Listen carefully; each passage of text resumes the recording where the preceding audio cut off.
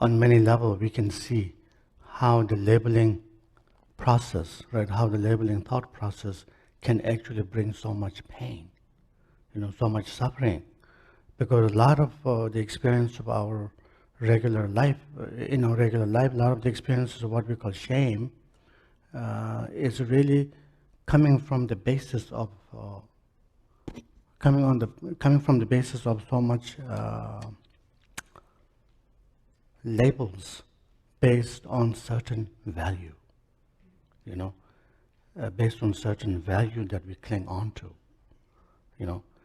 And what we see as something really shameful in one value doesn't translate in another value, And so you can see how this, experience of, first experience of shame or shaming someone or feeling shameful of ourselves is really based on a value, cultural value, religious value.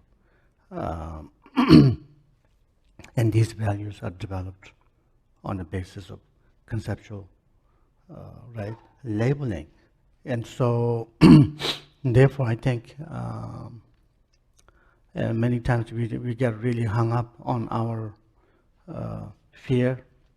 We get hung up on our fear with our fear of these values and labels, and then also the environment around us also enforces that, right? And so when you look at that situation, then, if you can take a little space, if you can step back and create a little space between our own self to be who we are, actually. There's nothing to be shameful about being who you are, and that's who you are. And there's nothing to be shameful about, doing what's best for you. And so if you can take a little time, step back and create the space and see, okay, what is really true? What is really true in its actual kind of state, and what is really labeled by everyone, including ourselves.